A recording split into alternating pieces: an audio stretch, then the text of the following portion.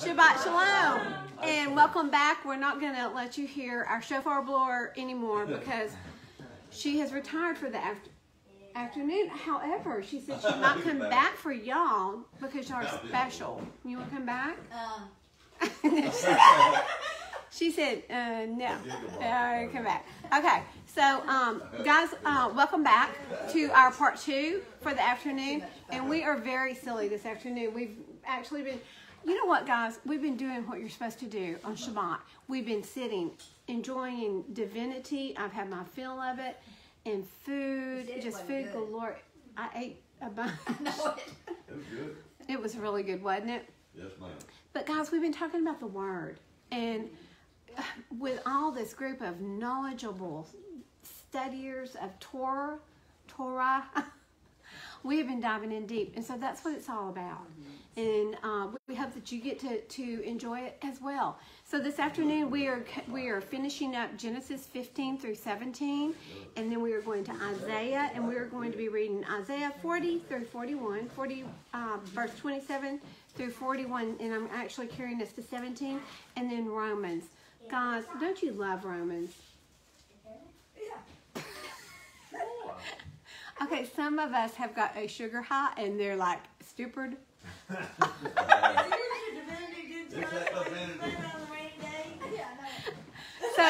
So bear with us. We've had food and we've got laughter and we've got babies in here with us, and it's just really, really awesome to have friends back. You know, guys, it is a blessing to have young children and laughter of kids back in the room. I love it. I've missed it. I really do love it. I'm not saying that everybody in here should go have babies or go find kids to bring with. Sarah. Sarah. If I had babies. She would be Sarah. And Sarah, I don't think she's talking about you. No. I think she's talking about Miracle Woman. Yeah. No, you're not even close enough to be that age. I'm close. Close enough. Okay, let's get started. Any questions over our first part that anybody wants to bring up, or any clarifications from this morning? No? So we're going to get started. And so, guys, this afternoon, some of our classmates here that we study with, they're going to be coming up and they're going to be reading so that I don't lose my voice. Huh? Samster's not going to be doing it. Sorry about that. No, I'm kidding. Okay, let's get started. Who wants to read first? Valerie. I got one right here. Right here. Come on, Lee. Right here. You have to come up here. You're going to have to spit your gum out.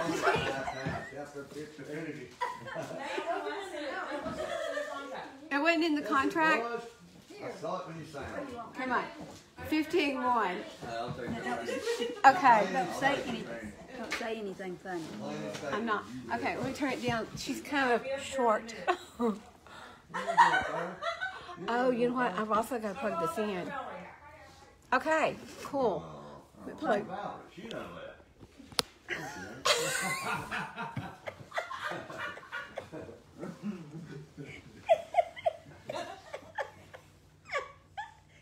She really has. Okay. I gotta turn it off. 15. Valerie. Do you want me to start? Lord God help us. I think I can do it. Genesis 15:1. After these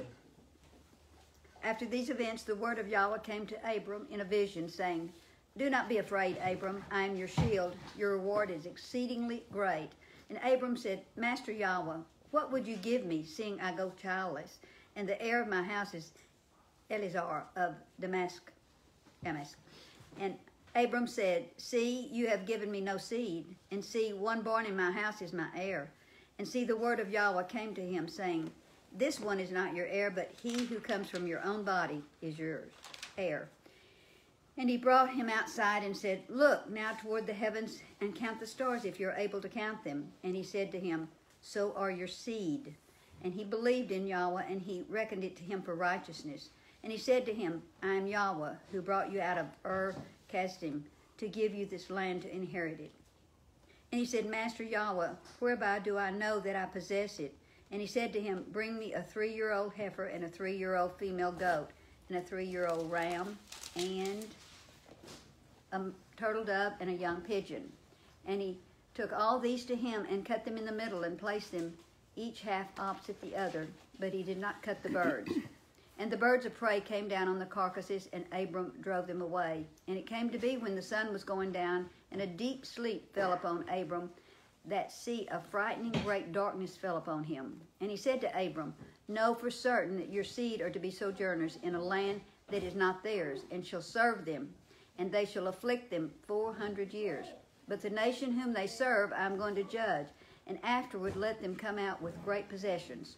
Now as for you, you are to go to your fathers in peace. You are to be buried at a good old age. Then in the 4th generation they shall return here, for the crookedness of the Amorites is not yet complete. And it came to be when the sun went down and it was dark, that see, a smoking oven and a burning torch passing between those pieces. On the same day Yahweh made a covenant with Abram, saying, I have given this land to your seed, from the river of Mitzrayim to the great river, the river Euphrates, with the Canaanite and the Kenizzite and the Quadamite and the Hittite and the Perizzite and the Raphaim, and the Amorite and the Canaanite and the Girgasite and the Jebusite. Good job. Don't go anywhere. Okay. This is my lovely aunt.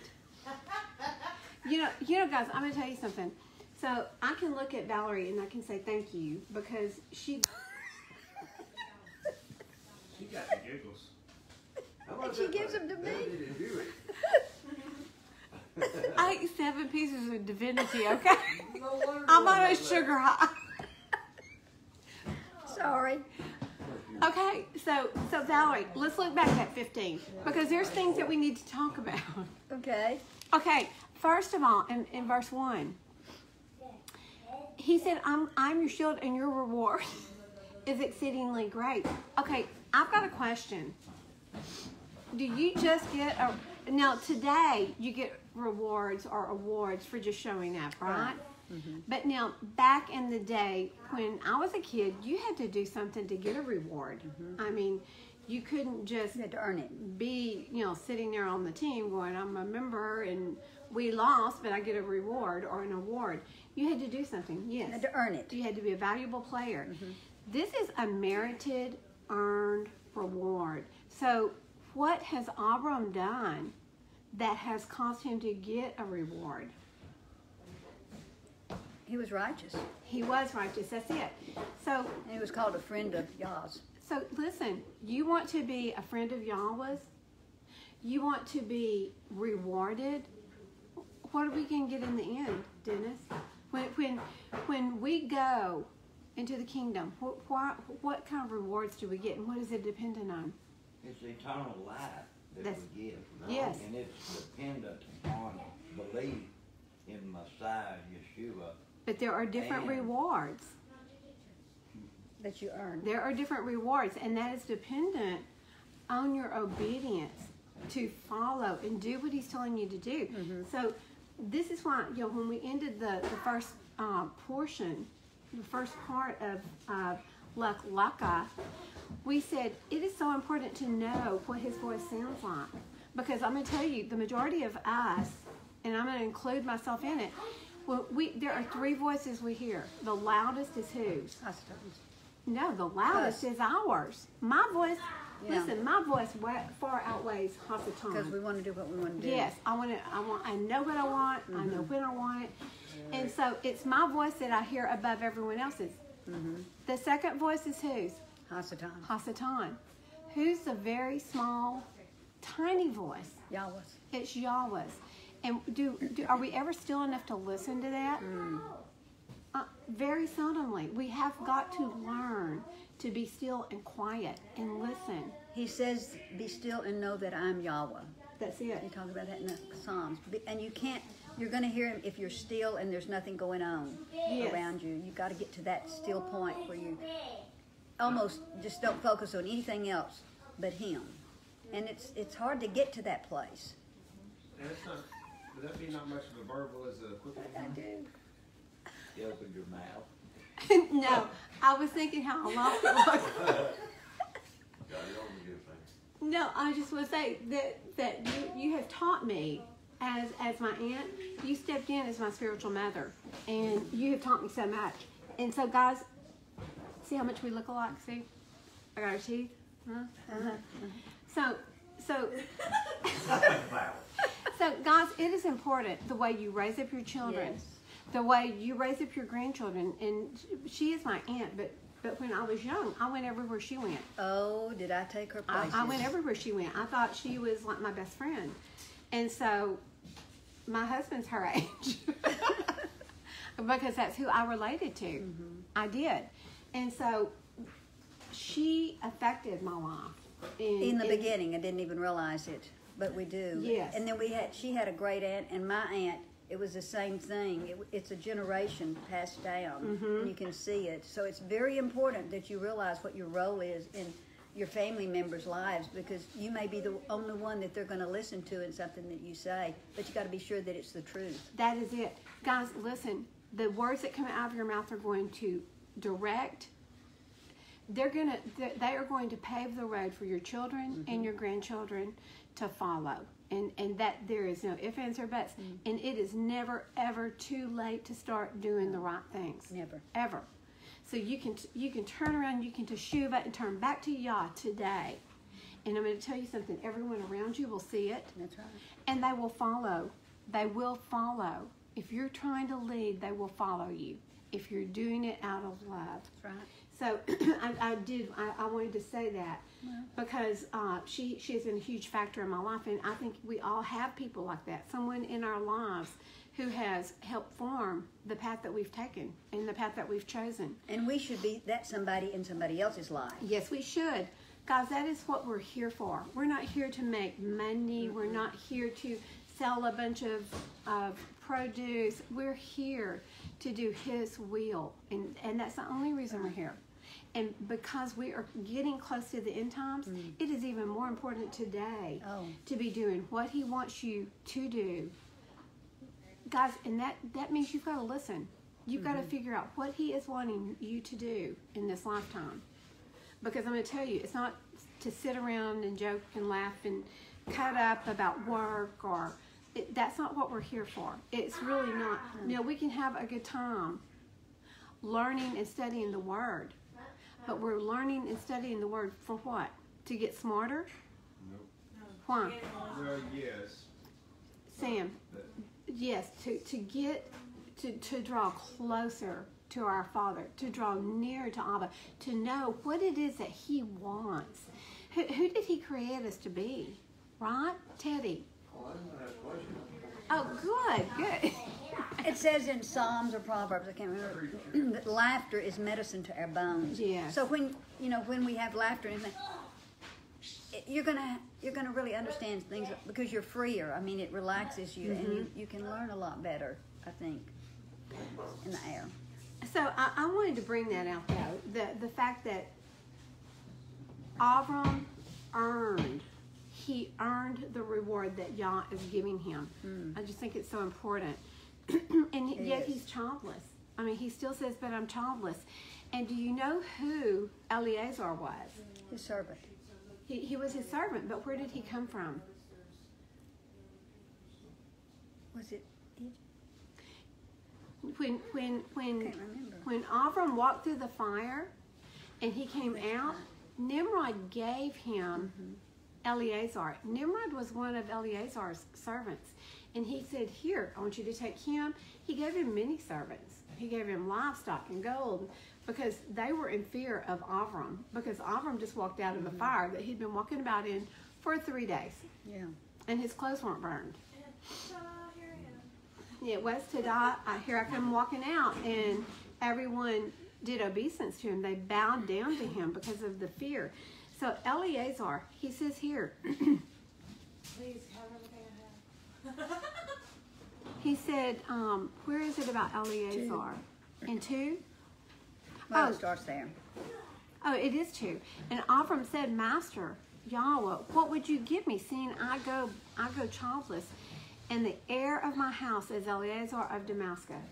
So the only one in his house that was even fit or capable of receiving everything like the firstborn right was Eleazar, his gift from Nimrod. But what you're going to see throughout Avram's story is that from 50 years old all the way to the time of his death, Eleazar is right there beside him. He is like his very best friend. He's that dedicated. He is that dedicated. When he goes to Mount Zion to do the sacrifice of Isaac, guess who's with him? Eleazar and Ishmael. The three that he thought so much of, that they were his 3 sons. He was like, I'm going to take all 3 of my sons because y'all, I don't know which one you're really wanting me to sacrifice.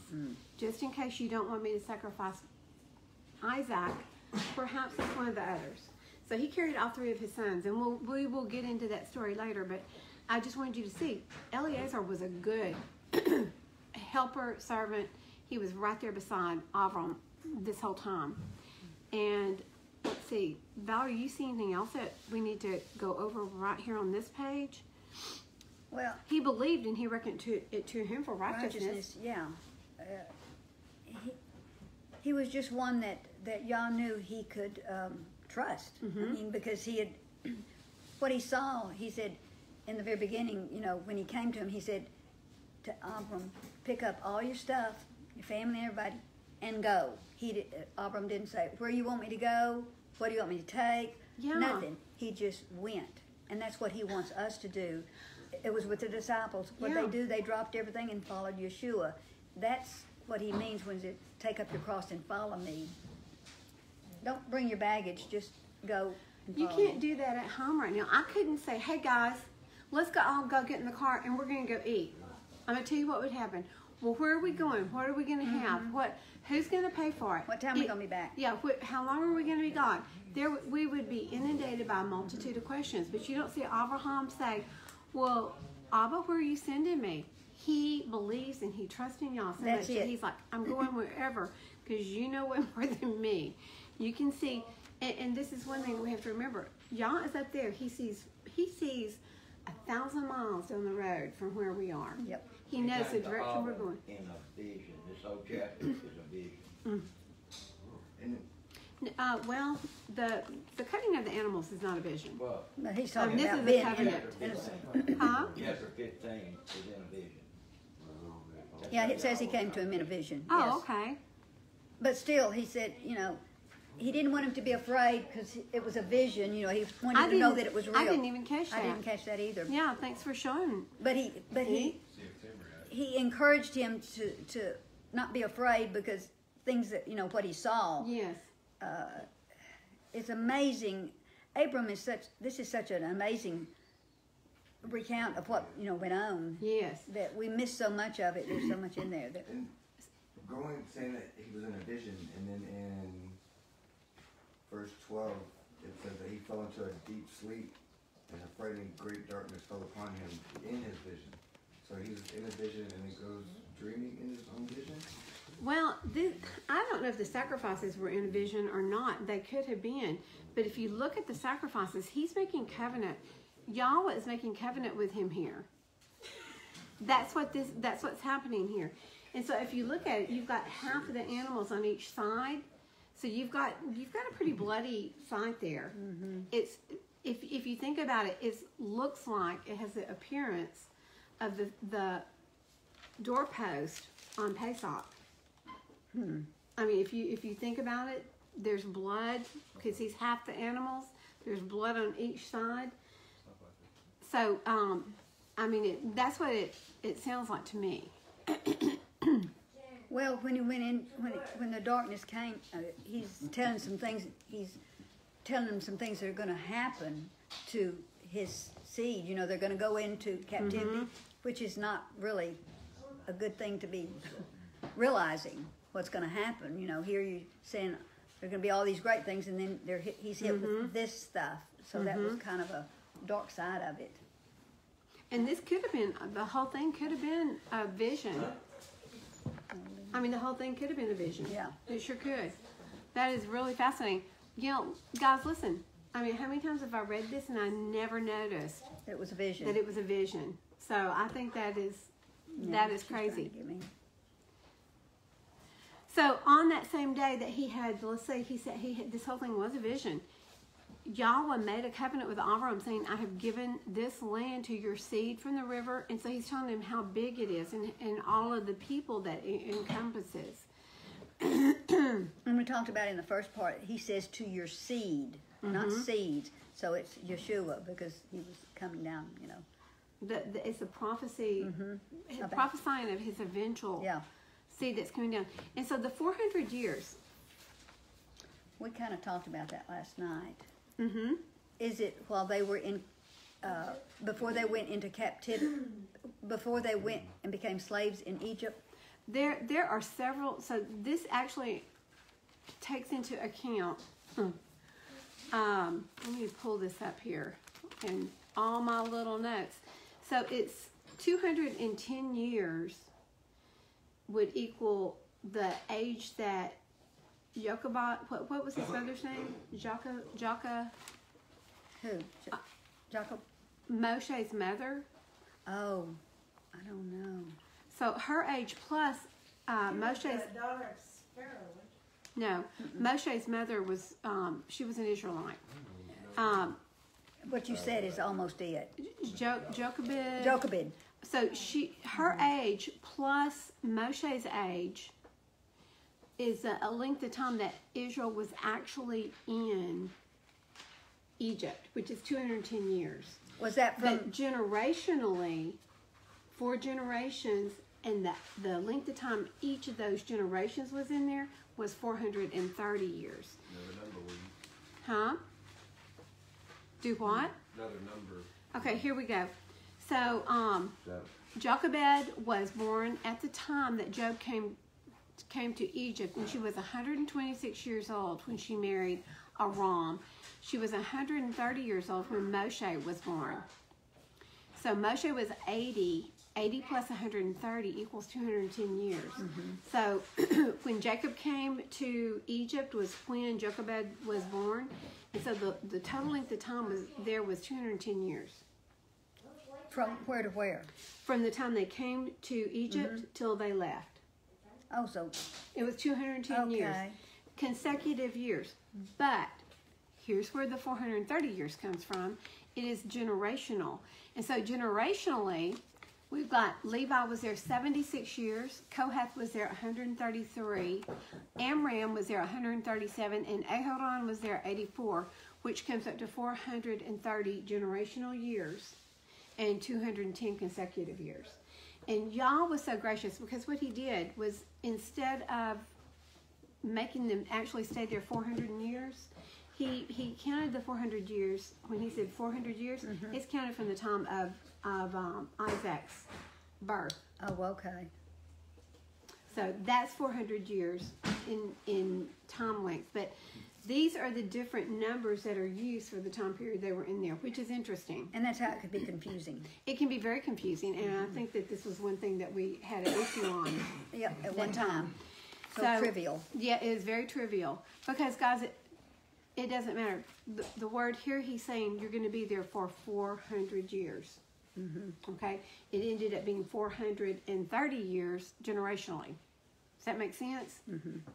So, like, if Valerie and I were in, say, Egypt Okay. for a length of time, and I was born after say 10 years after we got there, and she was there at say 30 till 80, so say she was there 50 years, I was born 10 years later, so I would be there 40 years, then that would be 90 years, and that would be the consecutive generation. Right. So does that make sense? It does, doesn't it? Yeah. So it can be very, very confusing, and there's no reason for confusion. But what we have to understand is, who is our Abba? He is the great mathematician. He is truly, God bless you for the good. Thank you. Thank you. Spreading the gospel. Oh, yeah. Thank you, Isabel. And we're so glad to have you on here. So do we have any other questions or anything else that y'all want to bring Trying to about? read it. No. Okay. Am I dismissed? You may be dismissed, favorite auntie. I'm your only auntie, don't you forget it. Okay, who is going to read 16? Oh, suddenly Everybody forgot their reading assignments on everybody left. I was trying to read it. I couldn't see it. Leanne, come on. Come on. That's Abram's wife. No. Come up here. Teddy, What? you gotta get in the hot Oh, seat. no, I ain't going. Say it in a minute. Who? Sarah. I refuse. Come on, girl. Okay, come on, Leanne. Thank you. I'm kind of sorry. Oh. I had to urge her a little bit. Get on that part. That's okay. It's been a while since I've been on camera. Mumbling, I don't know what you're saying. I said it's been a while since I've been on camera. That was ugly what you said. It was You're mumbling and I can't hear what you're saying. Oh, I didn't know I had to get up first. sorry. Hi guys. That's okay. Next time. Okay. Can you read without your glasses? No. Okay, cool. I'll go along with you. 16. And Sarai, Abram's wife, had borne him no child, and she had a Mizraite female servant whose name was Hagar. And Sarai said to Abram, "See, Yahweh has kept me from bearing children. Please go to the female servants. It might be that I'm built up by her." And Abram lived to the voice of Sarai. Hagar bore Ishmael, and Abram was 86 years old when Hagar bore Ishmael to Abram. Wait. Did you skip something? Oh, wait. Yeah. I'm like, how'd she get from there to there? Oh. And where is there? And Sarai's wife, and Sarai, Abram's wife, took Hagar, her female servant, and Mizraim, and gave her her husband Abram to be his wife after Abram had dwelt 10 years in the land of Canaan. Canaan. So he's been there 10 years. He was how old when he got there? 90. So So he's he'd be 100 years old. No, excuse me. No, you're right. He was in his 70s.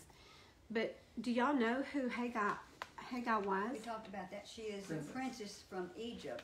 When they got booted out of Egypt, when Pharaoh sent them on their way, he sent her with them. Okay, so here's the story of that. Do y'all want to hear it real quick? Sure. It is in Jasher chapter 15, verse 31. It's just two little verses. Okay. Okay. And the king took a maiden whom he begat by his concubines, and he gave her to Sarai for a handmaid. And the king said to his daughter, "It is better for you, my daughter, to be a handmaid in this man's house than to be a mistress in my house, after we have beheld the evil that befell us on account of this woman." So she was a princess. I mean, literally, Hagar was a princess. She had lived in the life of luxury, really, in this house, and now she's a servant girl to Sarah. That would be tough, don't you think? She was bitter. Huh? Was she bitter? Was she bitter? No. I don't think so. Her father, out of love, sent her to be. I think he saw the power that was with Abram. Yes. And he wanted her to be Be able to protected. partake of that. I think there was I think he could see that probably. And I bet she was very joyful until she made her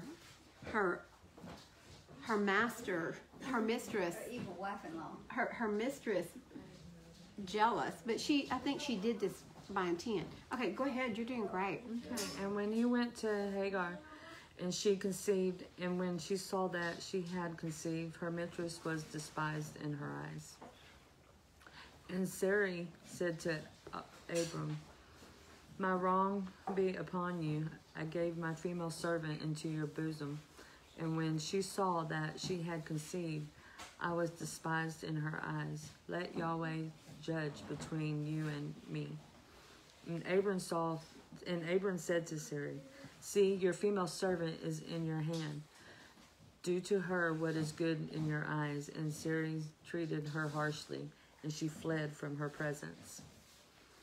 And the messenger of Yahweh found her by a spring of water in the wilderness, by the spring of the way to Shur. And he said, Hagar, Sarah's female servant, where have you come from?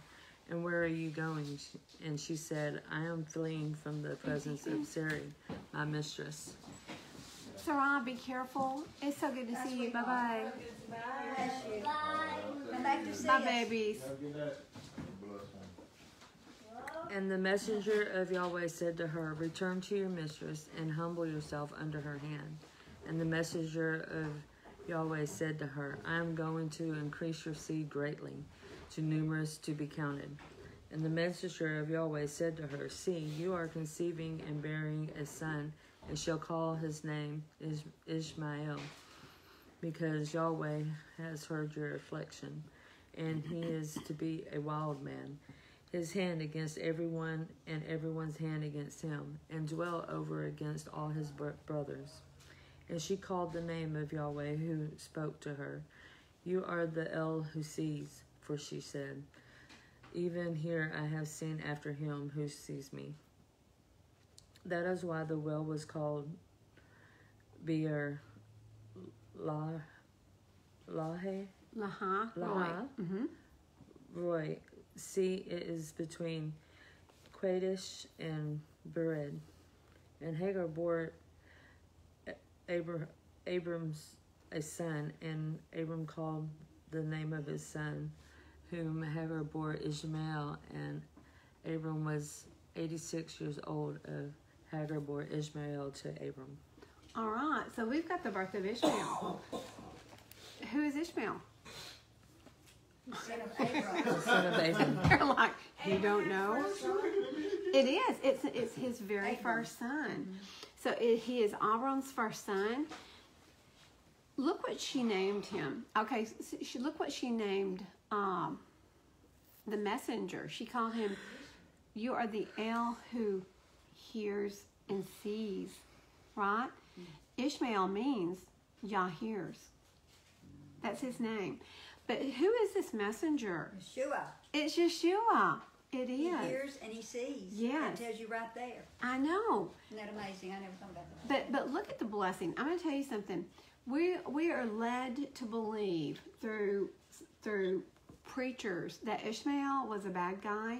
He was a free man, and really, it says he was a wild man.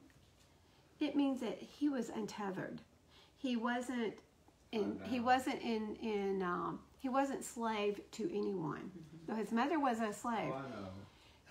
He was not. So he was a free man. Okay. And he became very wealthy.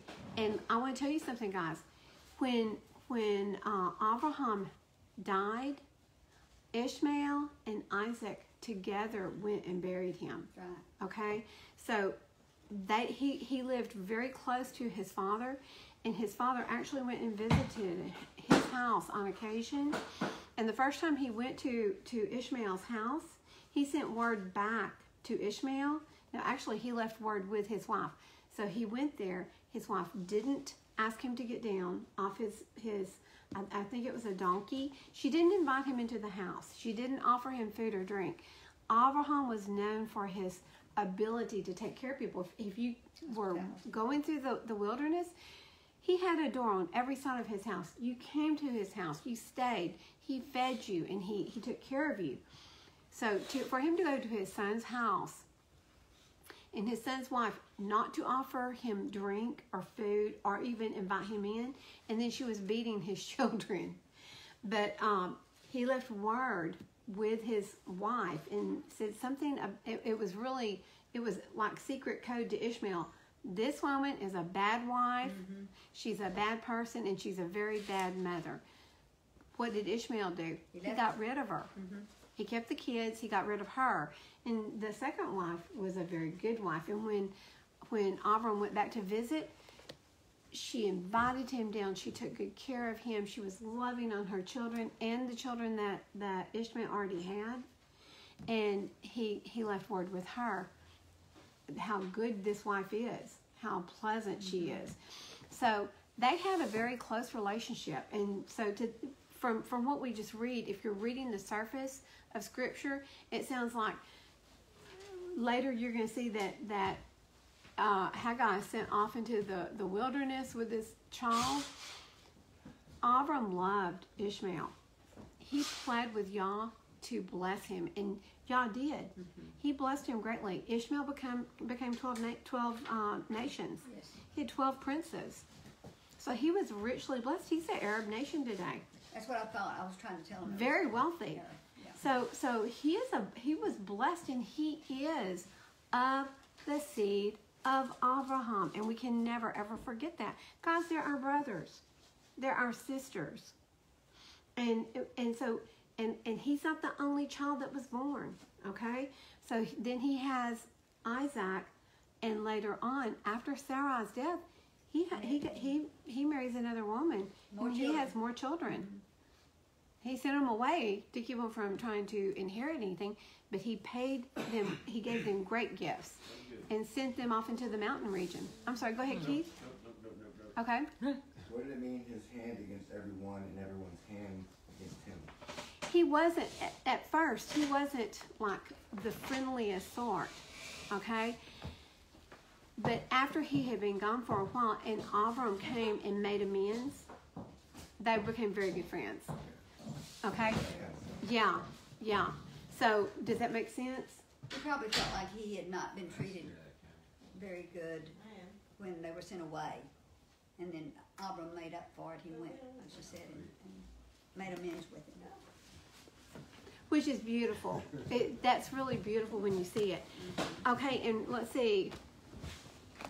What else is in here that we need to look at? Really, that's pretty much it, isn't it? What's interesting is in verse 13, Hagar is saying, she called the name of Yahweh who spoke to her, you are the El who sees.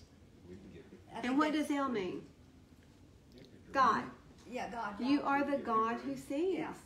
So she saw this in being around Abram.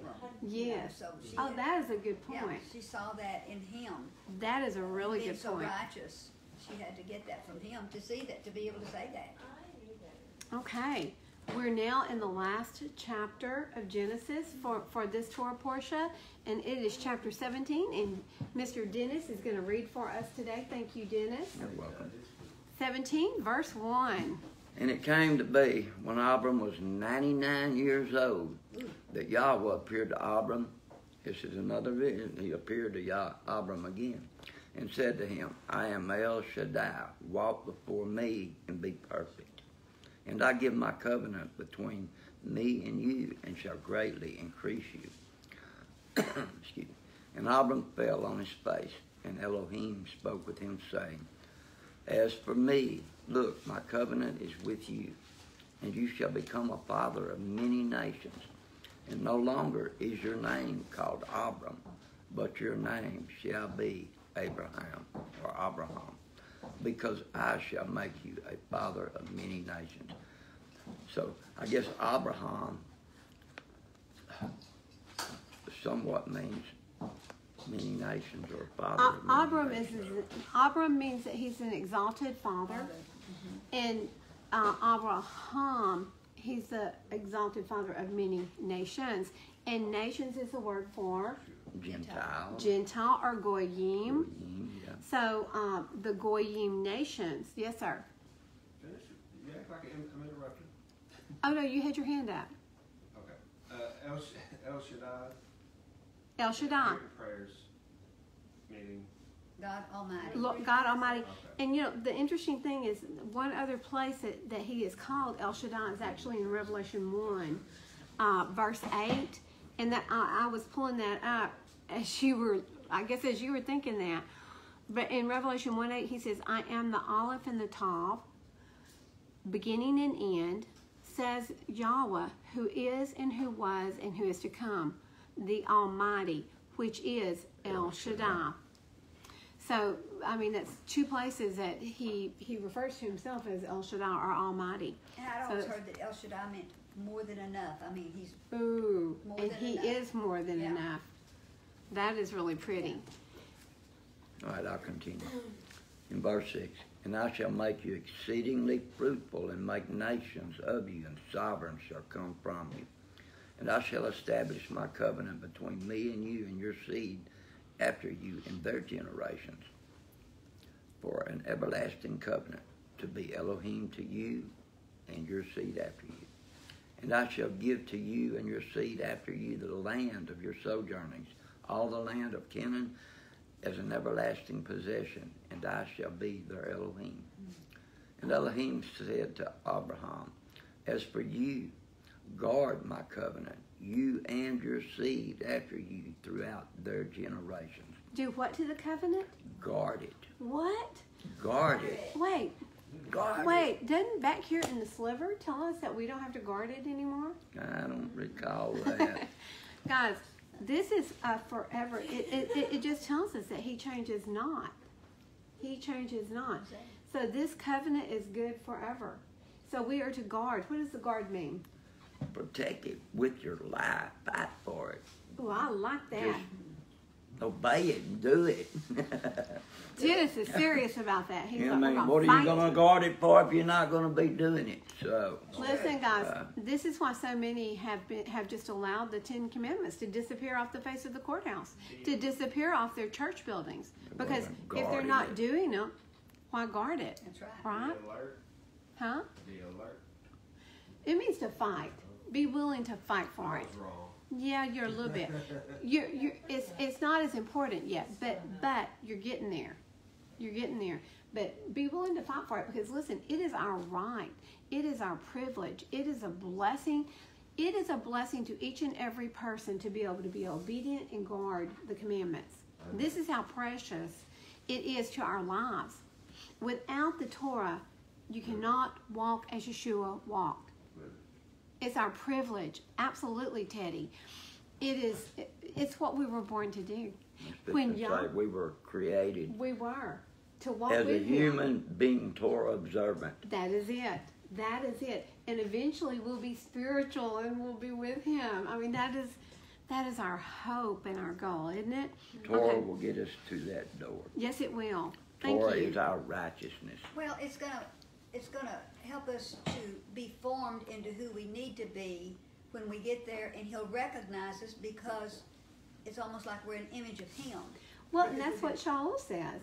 He says, as you look in the mirror, your look should be this. Every time you look in the mirror, you should be going, wow, I look more and more like Yeshua. Man, it's a We will beard. be like-minded. That's it. That is it. Spiritually, we should start resembling him. That's right. And so if you trust him, you're going to obey him. And that's the whole This was key. him.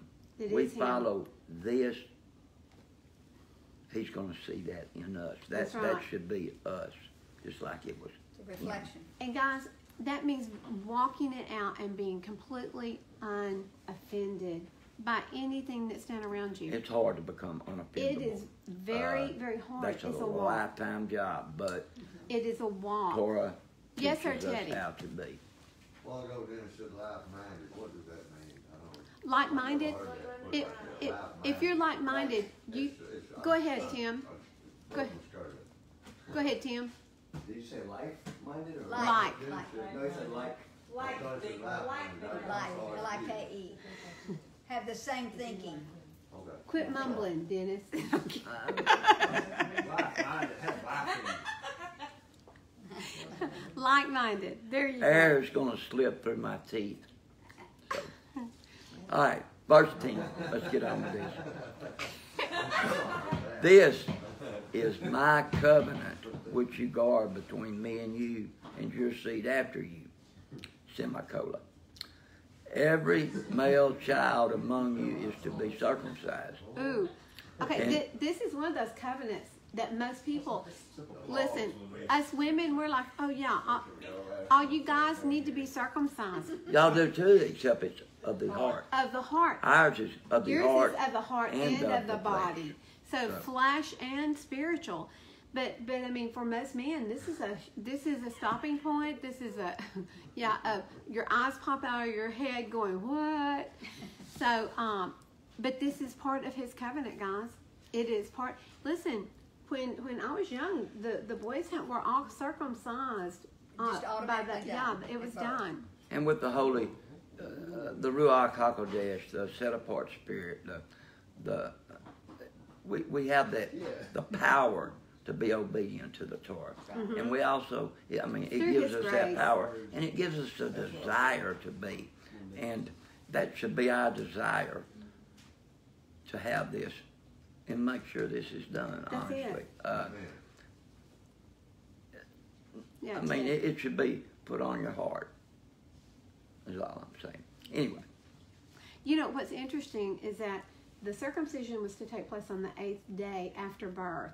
And we're not into that section, but since we're on circumcision, I thought I would bring up the fact, and I think this came from Rico Cortez, but he said that on the 8th day of a child's life, by the 8th day, vitamin K is very rich, it's actually at the highest peak in your life on the 8th day. And so when the circumcision is done on the 8th day as prescribed, as in Scripture, there's very little bleeding.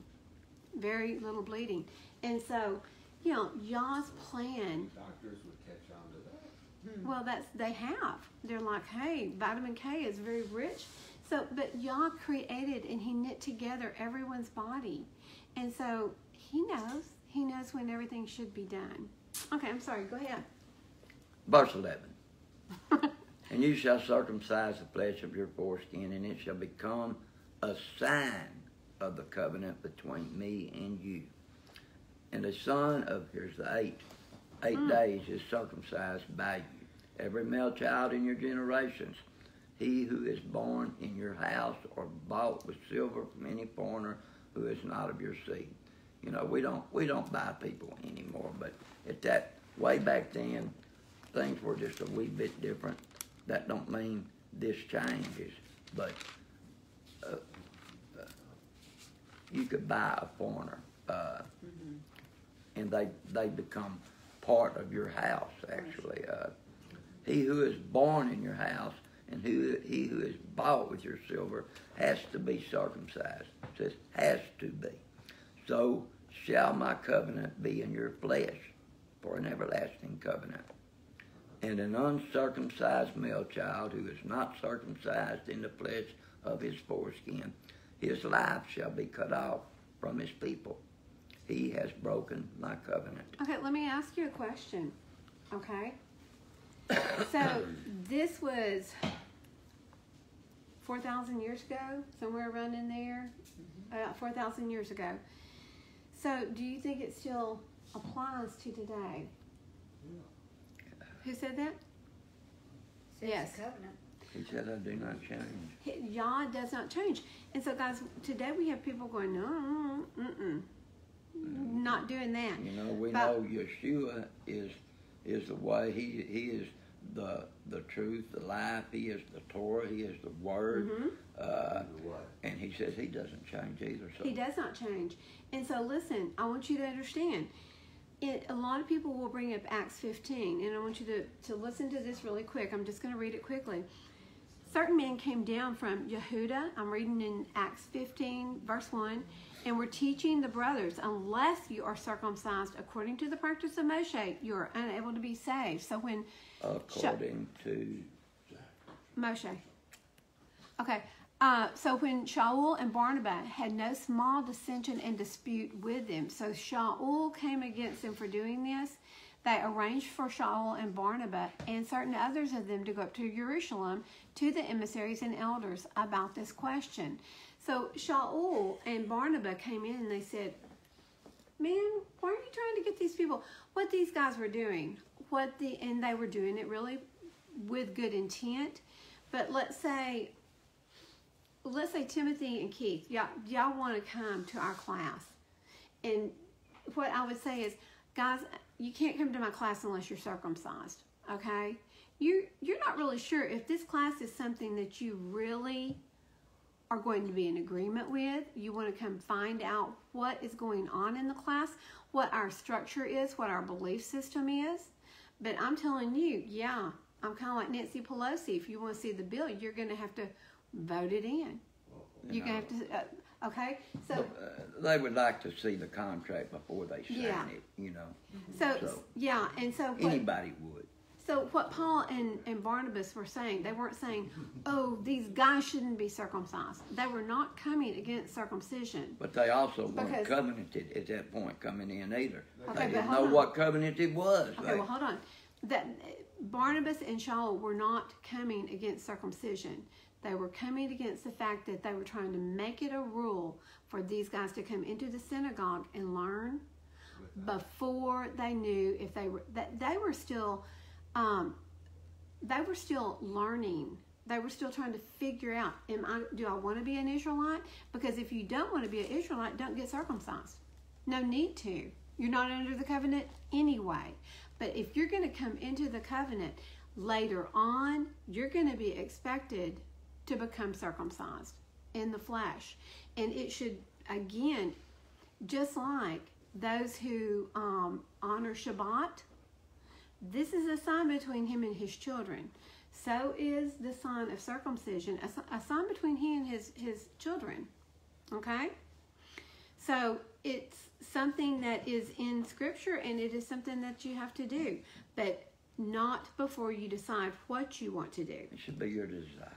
It should be your desire. You should have that want, that pleasing our Elohim want to. And you the choice to have it or not. Mama gets it. He tells you, actually Yah tells you right here as we're reading, that if the male children that are not circumcised are cut off, you shall be cut off from his people, because you have broken his covenant. So if you decide to be, listen, before they went over and crossed the Jordan, after being in the wilderness all those years, they had to be circumcised To go into the promised land. to go into the promised land. And They our had to promised become land circumcised. is the eternal kingdom. And that's a picture of the 8th day getting into the kingdom. That's right. Because it's our heart that has to be circumcised. Mm-hmm. So it gives a foreshadow of the whole meaning of it. Yes, but I mean, this is something that I would say, if you are not and you are serious about pursuing this, I would just go talk to a doctor. You know, just go talk to him. Of course, they used to do it with Flint Rock, and so I'm sure that your brothers here could do this for y'all. No, I'm kidding. But I mean, if you're not circumcised, you're probably going to want to look into it. At least talk to a doctor and see what it would entail. It's not going to be as much fun, I can guarantee you, for someone older. That's why they do it to children. Health-wise, it may not be. It may not be something you can do. You'd have to Yeah. weigh it out. So yeah, live streamers, they're like, oh, cut this, cut this. Stop. Verse 15. And Elohim said to Abraham, as for Sarai, your wife, do not call her name Sarai, for Sarah is her name. Okay, so what did Sarai mean? Princess? It was my princess. So Sarai meant when her mom and dad gave birth to her, they had to go, oh, look at, she's our little princess, our little princess. And who doesn't do that with their daughter? And so her name was my princess. Yeah. Sam's like, I'm a little princess. No, I'm kidding. So, but what Yah is wanting us to see is that she is everyone's princess now. So she's a princess of the multitudes. She is, let's see, what does my note say? It says absolutely, no, there it is. She's a matriarch of multitudes, is what it is. So she's the princess of multitudes. Okay. And there you have the H. The H. The revelation of the breath. The breadth of revelation would be probably a better way to describe it. So the het, which in the Paleo Hebrew was like this. It had two arms up. Yeah. It's what the het looked like. It was a het that Yah added to her name, to Sarah, and Avraham. He also added the mem, the final mem on the end, which the mem represented waters. So which represents people, which represents multitude. Right. There you go. But the hay represented revelation. So it's the breath of revelation that came through both of these people for the prophecy he's been giving them. I mean, it really added depth and meaning to their names. Teddy, Huh? did you have a question? No, ma'am, not yet. You were just back there fanning. Keith, did you have a question? Nah. I thought I kept seeing a hand go. Nope. Okay. Not yet. 16. And I shall bless her, and also give you a son by her. And I shall bless her, and she shall become nations. Sovereigns of peoples are to be from her. And Abraham fell on his face and laughed and said in his heart, is a child born to a man who is 100 years old, or is Sarah, who is 90 years old, to bear a child? And Abraham said to Elohim, oh, let Ishmael live before you. What is he doing there? He's like, oh, please, Father, bless Ishmael, because I'm 100, she's 90. Can this be? Oi. He's probably like, oi, vey. Can this really happen? And Elohim said, no, Sarah your wife is truly bearing a son to you, and you shall call his name Yitzchak, or Isaac. Yitzchak. And I shall establish my covenant with him for an everlasting covenant with his seed after him. You know, it's Abraham, Yitzchak, and Jacob. Those are our fathers that the promise That's right. was made to. That's right. That's the promise That's right the three. here. That's the He's three making a patriarchs promise. right there. I shall establish my covenant with him. Mm-hmm. He established it with Abraham. Mm-hmm. He's going to establish it with Jacob also. That's on right. down the line, as we'll see. But I'll continue. In verse 20, and as for Ishmael, I have heard you. See, I shall bless him, and shall make him fruitful, and greatly increase him.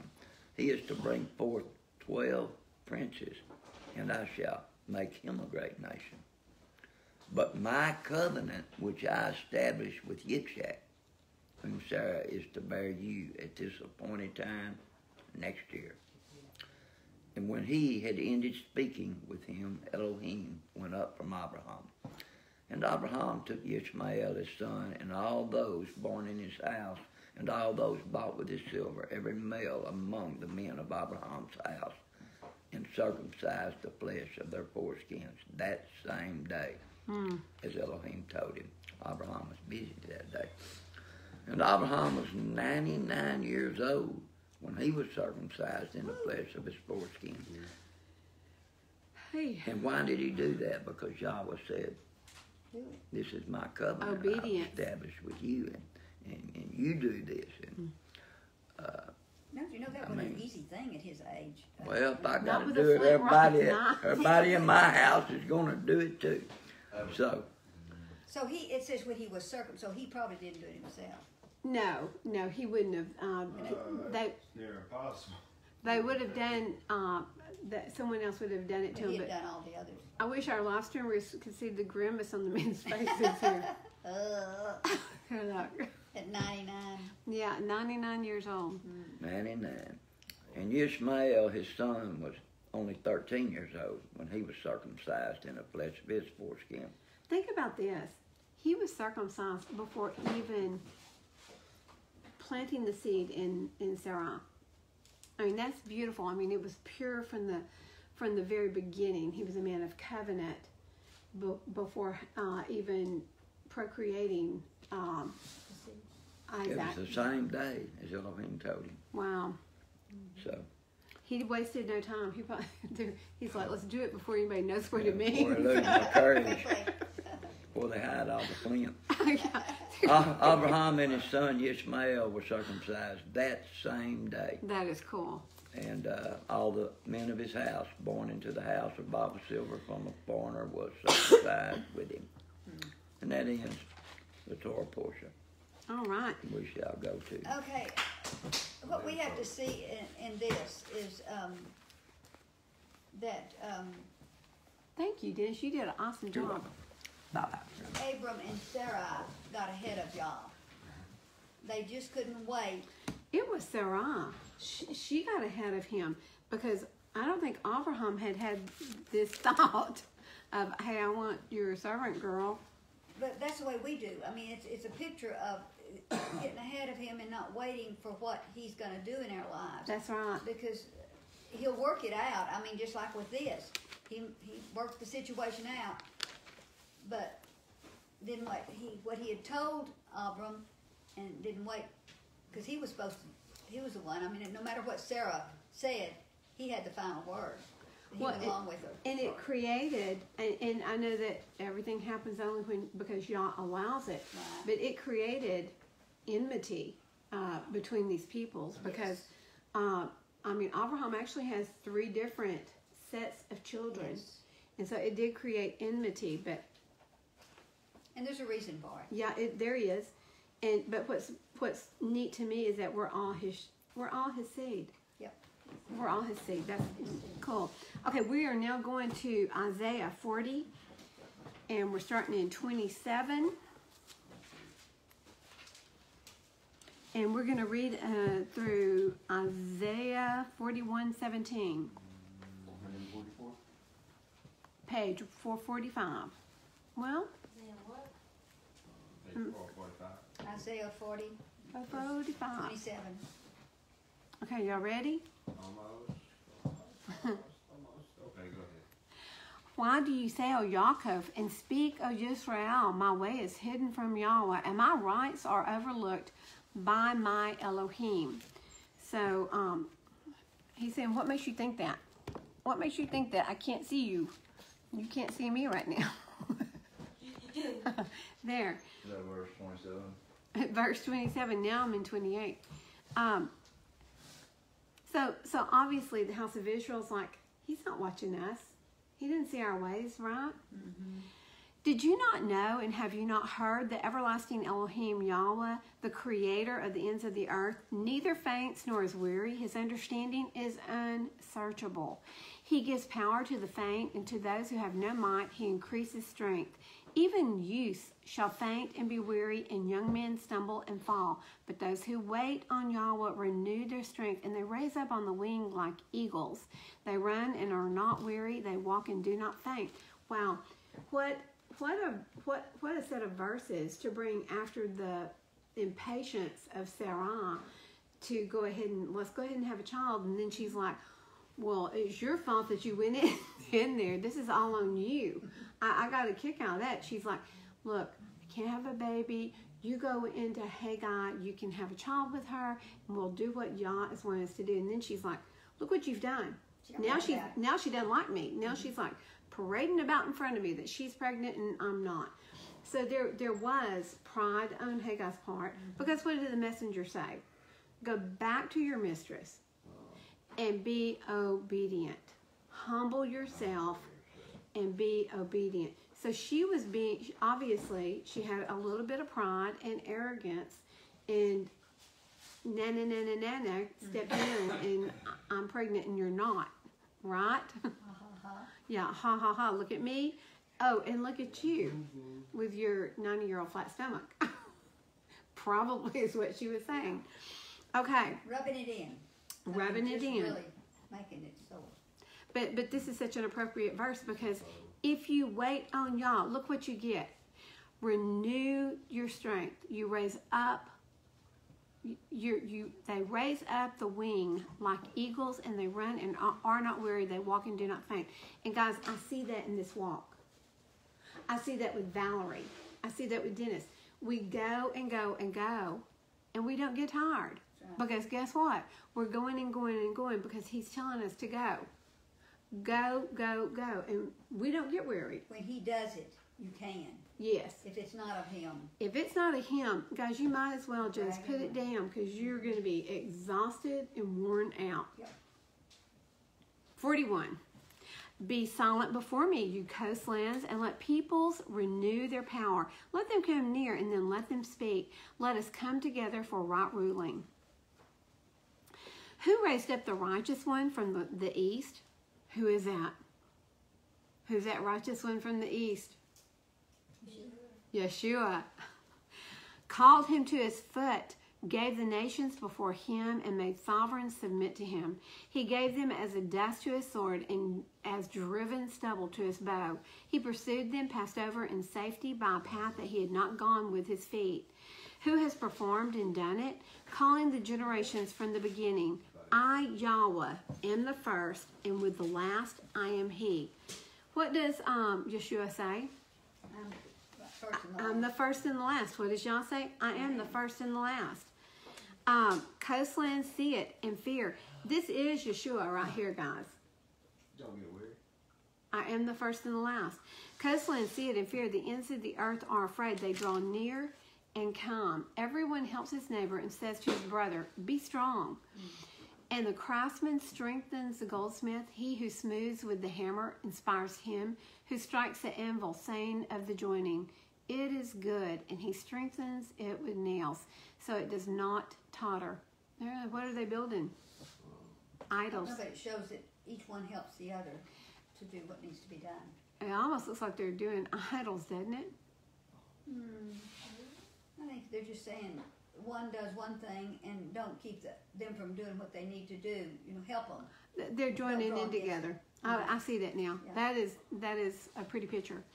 But you, Yisrael, are my servant, Yaakov, whom I have chosen, the descendants of Abraham, who loved me, whom I have strengthened from the ends of the earth and called from its farthest parts, and said to you, you are my servant. I have chosen you and have not rejected you.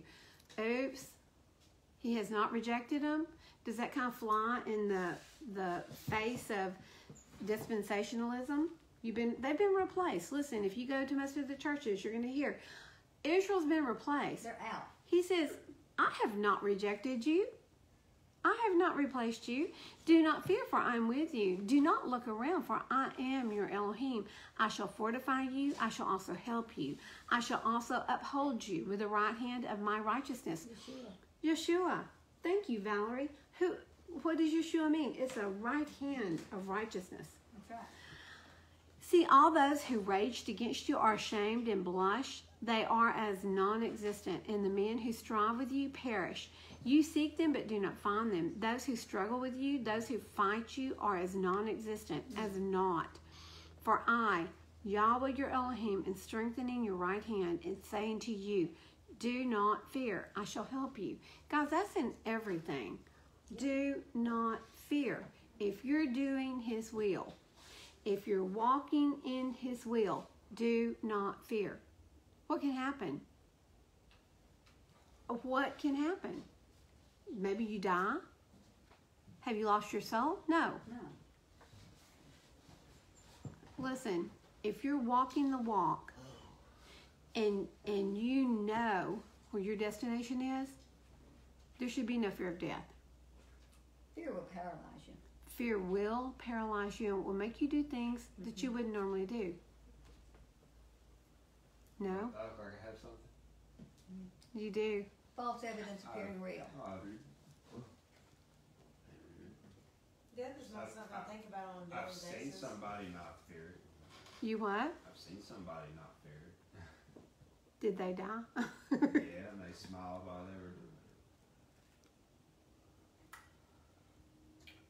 Because they knew. Well, they were going to perish.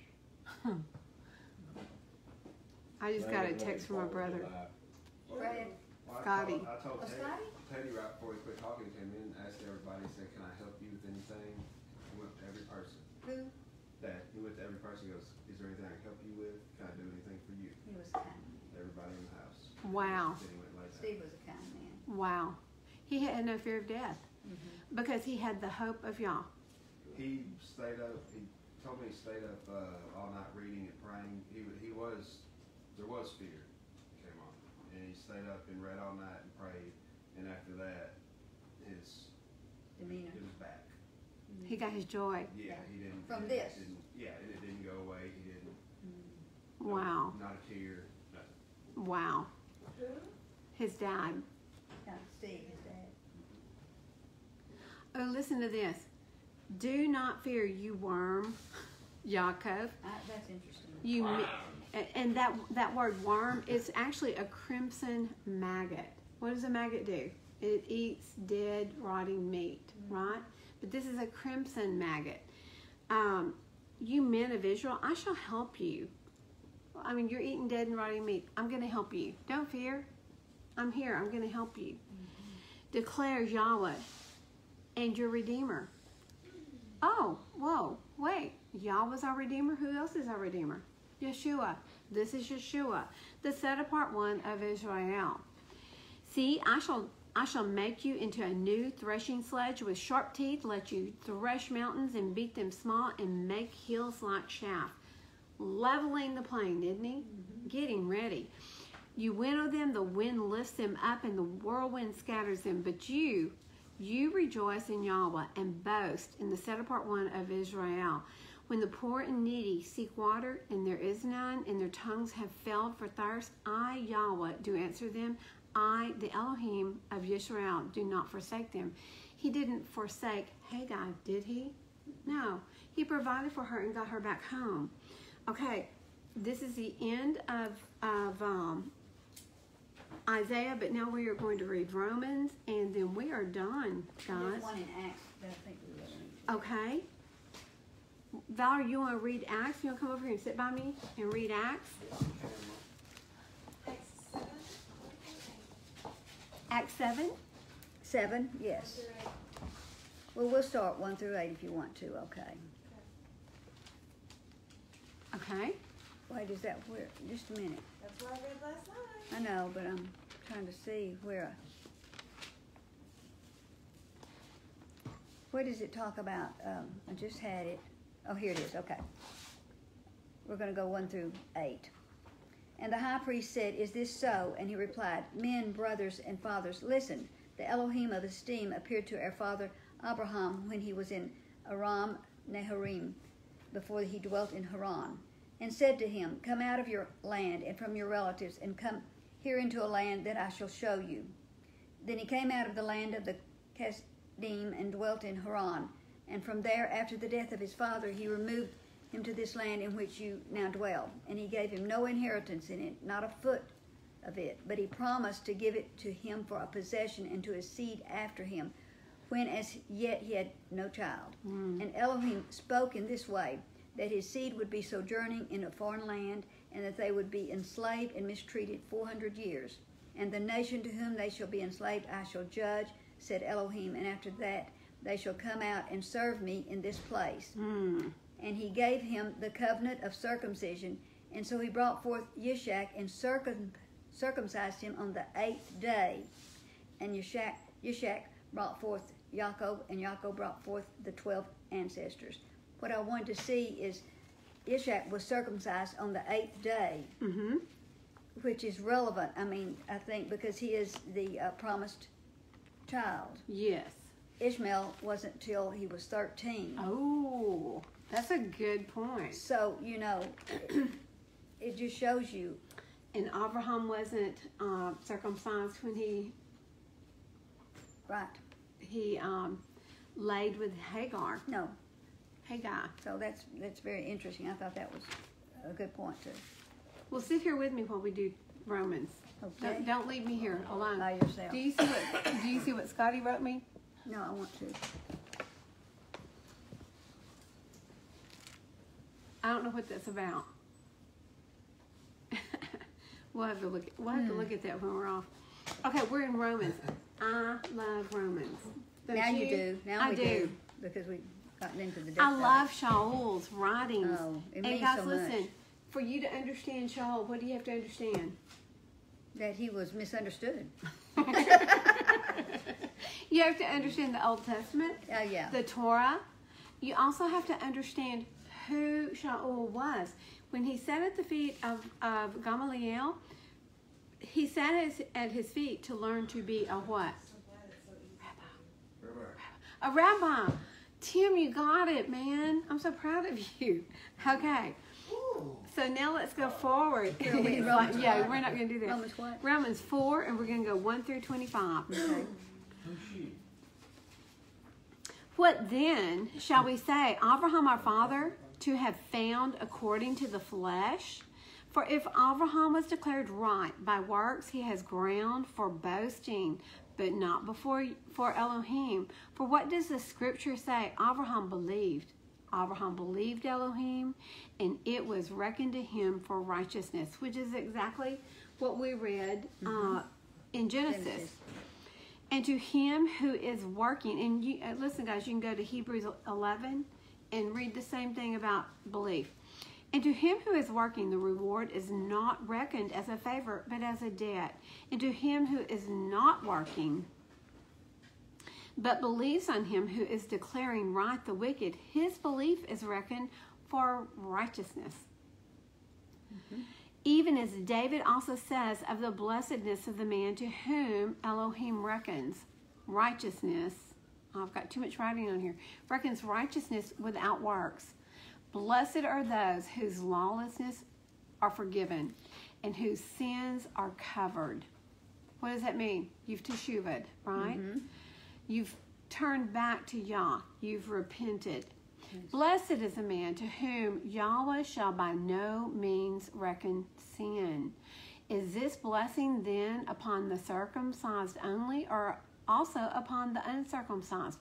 So for Shaul, when he says circumcised, who is he talking about? The Jews. And Jew was not a bad word. In the day that Shaul walked, they called everyone who was left in Israel a Jew. And he called himself a Jew, though he was a Roman. I mean, he was born in Tarsus, right? Okay, for we affirm belief was reckoned unto Abraham for righteousness. How then was it reckoned? Being in circumcision or in uncircumcision? Not in circumcision, but in uncircumcision. And let me tell you why. Abraham was a Gentile. He was righteous. He became circumcised. He was righteous and he was not circumcised. Right. Okay? Do you understand what I'm saying? So he was righteous even though he wasn't circumcised. And then he became circumcised and he became the father of nations at that point. Okay? The circumcision was a sign. It's a sign. Of his. Here's your sign. Yeah. Okay. Choose your sign well. Yeah. And he received the sign, there you go, of circumcision, a seal of the righteousness of belief, while in uncircumcision, for him to be a father of all those believing through uncircumcision, for righteousness to be reckoned to them also. Doesn't it feel like Paul's going in circles? Yeah. He talks in circles. And the father of circumcision to those who not only are of the circumcision, but who also walk in the steps of the belief which our father Abraham had in uncircumcision. He's saying that Abraham believed and then he took action. That's exactly what he's saying, Valerie. He was righteous. He had belief. He was not yet circumcised. He didn't yet have the sign of his belief and of his conviction, Right. his righteousness. But once he did, then he became the father of many, many nations. For the promise that he should be the heir of the world was not to Abraham or to his seed through the Torah, but through a righteousness of belief. So it wasn't through a legalistic Torah, guys, which is the Talmud, which is really what they're talking about here. So you have to understand that Shaul grew up under the Talmud, which has nothing to do with the Torah. Yes, sir. The Talmud is what you said that was like went into depth, great depth of each commandment, or Added to it. added to it. Okay. So for every commandment, there might be 15 laws on how to do that one commandment, or there could be a whole book. I just want to make sure that's the same thing. That you Yeah. It's exactly what it is. And it was not of Yah. It was of man. Their thought was to help them do it better and understand it. But it just added to it. It was more confusing. It's a law that Yeshua came to do away with. It Yeah. added to and took away at the same time. Exactly. So it's like the word of God is simplistic, and then man just try to complicate it. Exactly. That is so true. That's exactly it. What Yeshua tells us, We do that. Yeshua tells us that my yoke is not heavy. It's not a heavy yoke. It is Right. easy, it's light, and it's simple. But men make it hard. And that's what the rabbis did. That's what and it's like Valerie said, they didn't do it with mean intent. No. They're like, well, if we do this, we'll make sure that we're not. And the Sabbath is a really good example. Yes. Let's see, nothing over 10 pounds can you carry outside the house after sunset. Don't From turn that light switch on now. Do not turn the light switch on. If someone needy comes up to the door, don't even open the door. Because then you might have to hand them something out the door, which would be work. So guys, listen, they carried it past the point of ridiculousness. Of the yeah, but understanding. don't turn on the light switch. That would be nowadays. There wasn't light switches back then, but Yeah, well, today, yeah. That's some Even of them today. still. Huh? No, of course, nothing. So theirs would just stay in bed and worship. put your right shoe on before you put your left shoe on. Now listen to me. They didn't do what they told everyone else to do. And that's why Yeshua called them hypocrites. They're like, you can't do this and you can't do that and you can't do this. And what did Yeshua say? You're like a whitewashed tomb. There's still dead stuff underneath it. You just shine. You're just visible. Okay? Whoa. So they were the whole do as I say, not as I do. Exactly. Okay. This is what you should do, but I don't have to. Mm-hmm. Okay. A whitewashed tomb. That's exactly what he called them. He did. Which the tombs were whitewashed because if you stepped on a grave, you were unclean. For 7 days. So if you became unclean before a festival and you were a high priest, you couldn't perform the festival. So it was very important to mark all the graves. So they would go through and So they could whitewash them. see them. But they did look nice and clean. That when you whitewash a fence, didn't it look so pretty and clean? But what's underneath it? Dead. It's a dead body. It's just death. It's decay. Mud. Filth. Filth. We're going downhill. Let's keep going. 14. For if those who are of the Torah are heirs, belief has been made useless and the promise has been nullified. For the Torah works out wrath, for where there's no Torah, there is no transgression. Right. And that is very true. So If there's no set of laws, if there's no set of instructions, how can you be held? This is what y'all told to Adam and Eve. If I hadn't have told you not to eat of the fruit of the tree of the knowledge of good and evil, if I'd not told you and then you had done it, I would have been guilty. But I told you and you did it, now you're guilty. he didn't say eat of the fruit. He said don't eat of it. That's exactly what, I got it backwards. I don't mind telling you. That's the tree of what we're right. She enjoys telling me, you're wrong. Her auntie.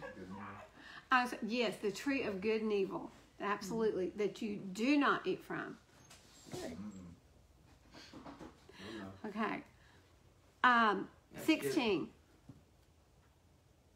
I don't have disobedience. I mean, that was that tree. It was a tree of disobedience.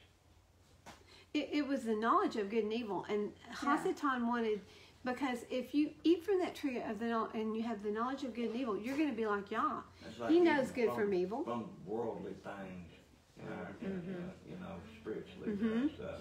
And that's what it was. Tasting of worldly pleasures. Yep. All these other trees were eat of. They were all good trees, not bad worldly trees. You know what I'm saying? But our human nature is to want what you can't have. Always. 2 more verses. Okay. On account of this, it is of belief that it be according to favor, for the promise to be made certain to all the seed, and not only to those who are of the Torah, but also to those who are of the belief of Abraham, who is father to us all. As it has been written, I have made you a father of many nations. The presence of him whom he believed, even Elohim, who gives life to the dead and calls that which does not exist as existing. Many nations, meaning many goyim. But guys, for you to come into the covenant, you have got to become Israel. And Paul echoes that listen, for us to go through and dissect chapter 4, it would be another 3 hours, wouldn't yeah. it? Yeah, that's good. To get the story. truth. Yeah, and they're like, no, we don't want to do it. So, obedience, guys. It's all about being obedient. It's all about waiting on Yah. Obedience is better than sacrifice, he tells us. Yes, it is. And Yes, it is. when you really stop and think about it. We're gonna lose. It's time for this.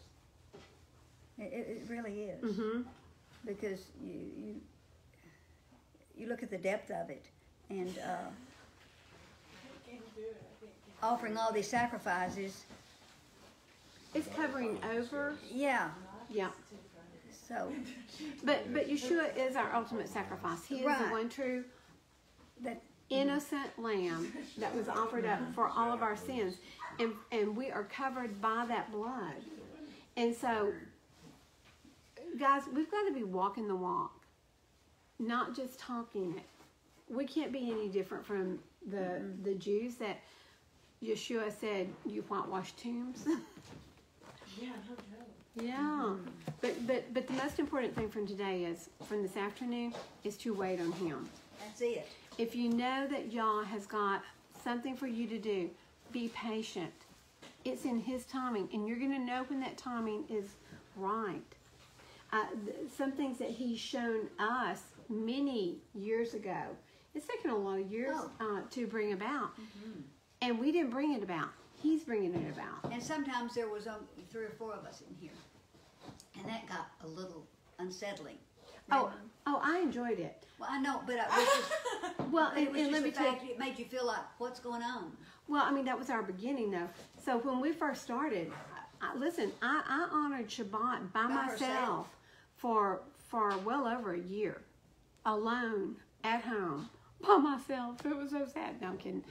I loved it. Well, let me tell you something. I loved it because I didn't have to worry about taking care of other people, and I got to just spend all my time with Yah. I mean, no, I'm just He saying. was preparing you. I've told Valerie, I loved it because it was my time with him, and I grew tremendously during that time. So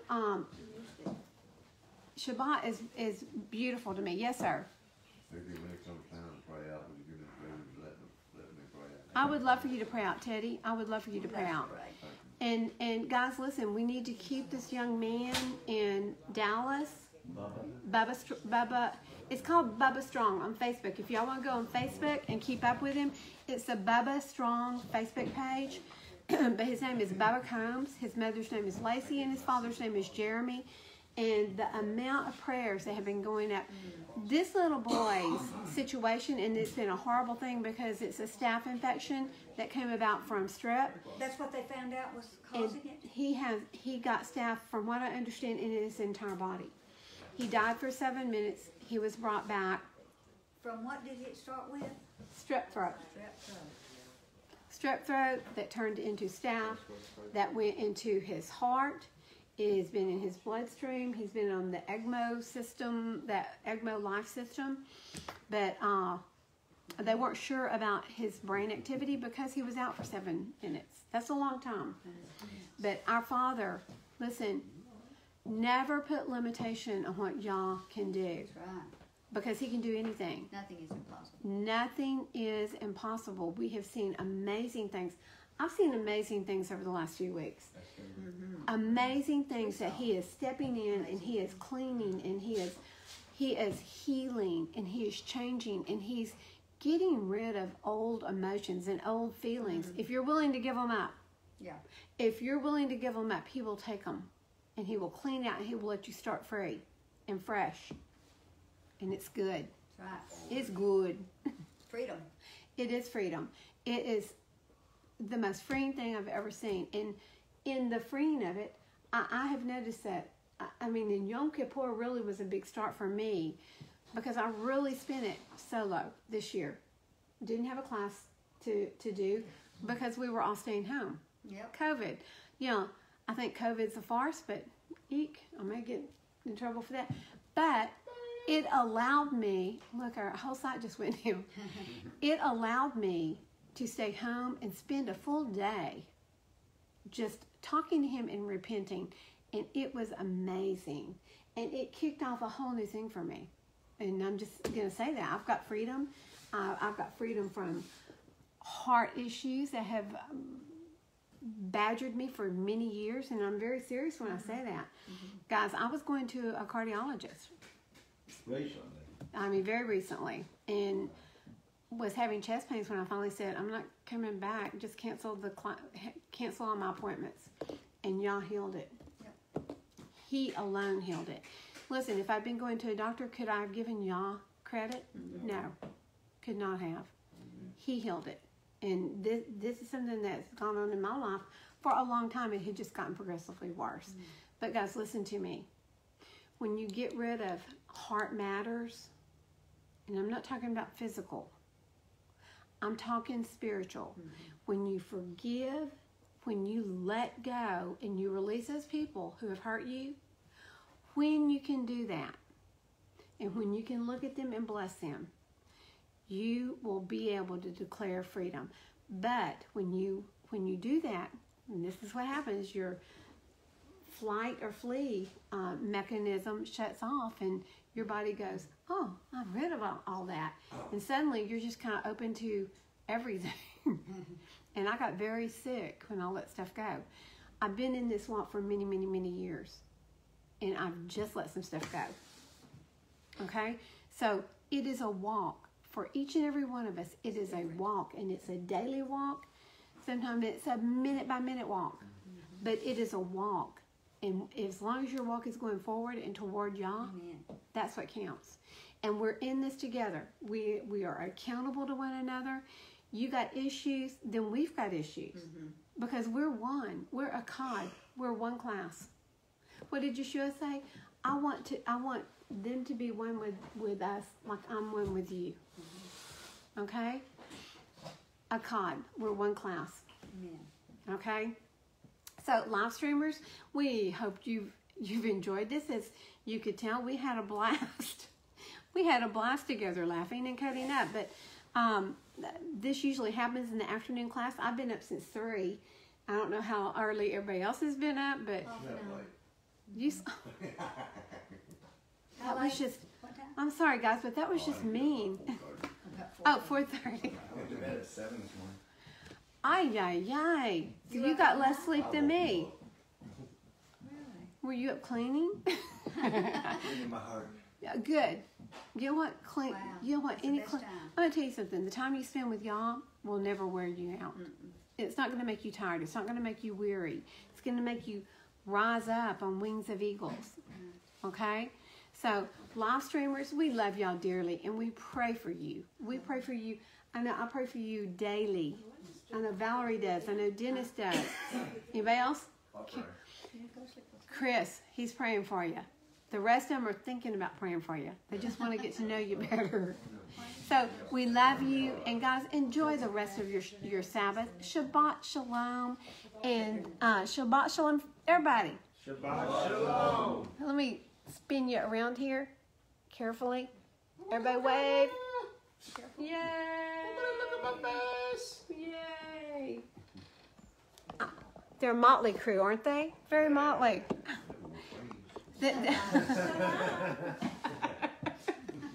So we love you. Like I said, we pray for you all the time. Pray for us. Pray for us. We need to keep everybody in prayer. We are living in times, and listen, guys, we have a very short period of time before the election. We do not know what's going to happen, and I'm not going to go there because I've already gotten one strike on my Facebook today, and I don't know what that means. I don't know how much more they're going to let me get away with. Dennis, get out of here. Be blessed, and Shabbat Shalom. Shalom.